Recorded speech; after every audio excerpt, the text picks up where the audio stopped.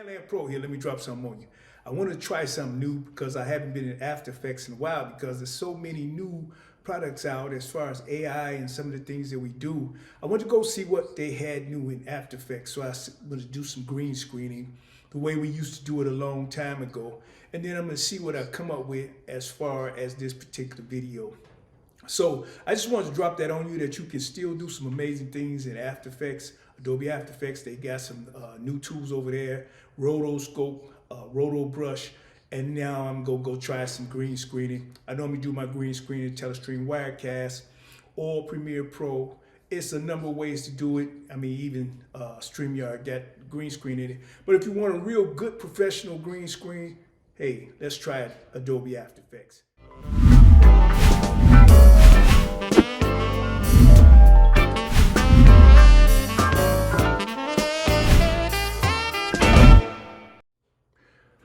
Okay, so here we are in After Effects. We're gonna make this pretty quick. We could start a new composition or we could start a new composition from footage.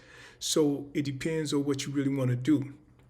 In this case, I'm gonna go new composition from footage because I want this to be a vertical presentation to show you how to make a green screen using vertical. So in other ones, we call it new project. In After Effects, we call it new composition. Everything is composition. So we're gonna click here and I'm gonna go find my green screen, the one I made vertical, and how that's it. We have my green screen. So in After Effects, when you want to drop off a green screen, we have to go up here to Effects, right up here at the top, come down to Keying. Now, they have some third-party keys that you can use when you want to get something out. So you can probably put in key light and cleaner at the same time, which you'll see in a lot of advanced tutorials. But in this case, we're just going to go and hit key light. And then I'm going to go back to Effects. And I'm going to get my cleaner so we can see how both of these work. Now, cleaner is also in the keyer. So you get a lot of different choices here, as you can see. So we're going to get our cleaner.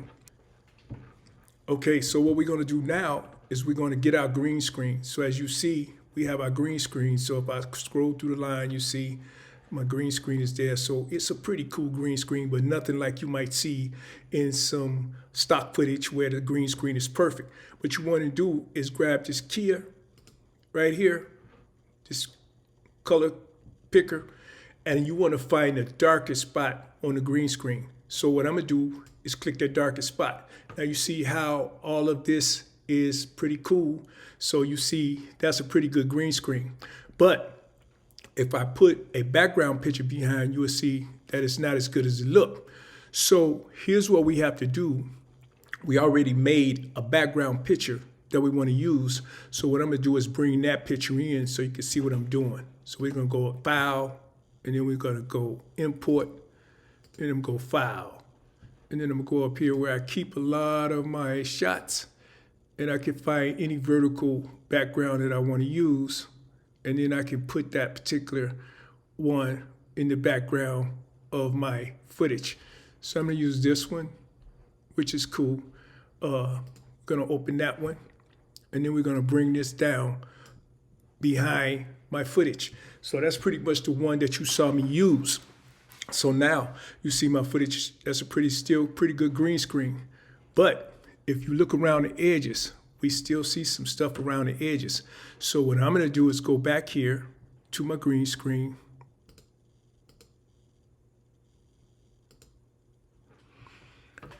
Okay, so around the edges, what we're going to do is go to our cleaner, and where our cleaner says additional edge radius, I'm going to bring that to 0. And that's going to give me a nice clean screen, as you can see, without the edges. Pretty much really, really, really nice green screen. So now, what I'm going to just close that down. I'm going to go back to my background picture, and then I'm going to go to Effects. We're going to come now to Blur Sharpen. I want a camera lens blur on this one.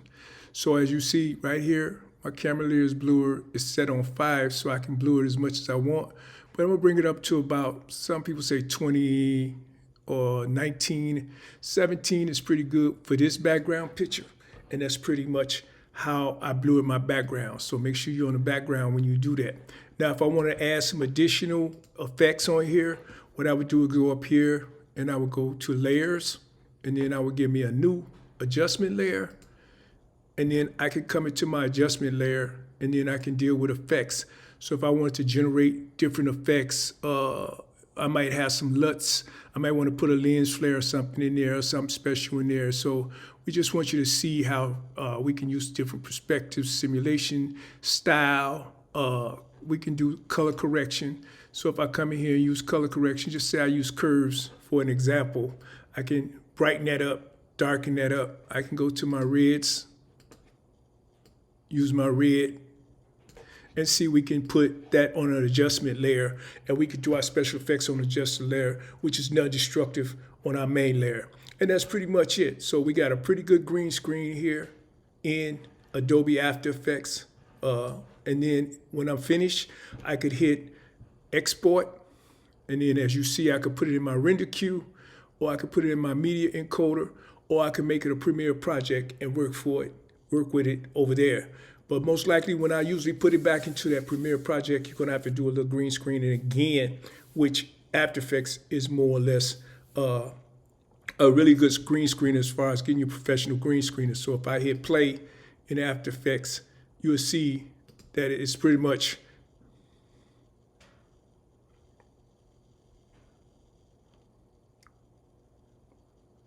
so we don't have to play the whole thing. We just want you to see how it plays. So that was just a quick synopsis.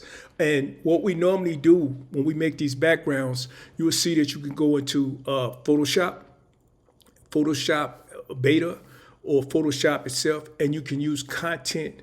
You can use generative fill to create a background. So let's do that right quick, so you will have that in your arsenal as well. So if I go to Photoshop, as you see, this was what I made earlier. But what we would do, we would just don't save, and we would go up to new file, and then I want a vertical file. So I'm gonna go right here where it say custom, and then I'm gonna say create. Now let's move that over so you can see what I'm doing. Now I'm gonna take my selection tool, and I'm gonna cover this whole background. And then I'm gonna say, make me a studio background with microphone and hardwood floors. And let's see what generative fill come up with. Generate.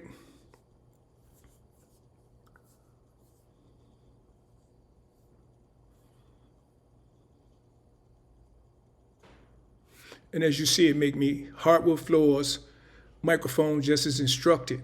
Now, I get 3 choices. As you can see, if I don't like those choices, I could just say generate again, or I can give it some more instructions. I could put like a quotation and have it put some text in there. So when you want generative fill to put text in, you use quotations. See, it gave me 3 more selections, which I pretty much like this selection here. So this one to do as well. So all I gotta do now is export this as a PNG. So let's export this as a PNG. I'm gonna save it in my snapshot file, Mike Hardwood. I'm gonna hit save. And now I'm gonna go back over to After Effects. And remember the one we put, we made the background right there. I'm gonna change that background. So I'm gonna import the one I just made. I'm gonna go File, Snapshot. What do we name it? Mike Hardwood Floors. So we're gonna come down here, we're gonna find it. I see it right there. Then I'm gonna hit open. And then I'm gonna put this one right here. And then I'm gonna bring it down under the green screen. And now you see I got Mike Hardwood Floor. And we can do the same thing with effects. We go to blur, we can go to camera, lens blur. You have all types of blurs. And then we're gonna bring that up to 20. And now you see we have the same type of effect, and we could render that out as well. And that's pretty much it. How you operate in Adobe After Effects Whether it's vertical or landscape, this is how you green screen. So when you want to really do some professional work or get a really good green screen, you might have some people dancing, you might have some action highlights or something where you need a really good green screen and you really need more tools than what you might find in some of your average programs where they just drop the background and drop the screen and you see it goes in and out. A professional green screen sometimes takes time, it's tedious, but hey, we just want to share this tutorial with you. Till next time, video for steppers, Adobe or After Effects for steppers. Till next time, I'm Dan Pro, youtube.com, Steppers Express. Don't forget to hit that subscribe. Peace.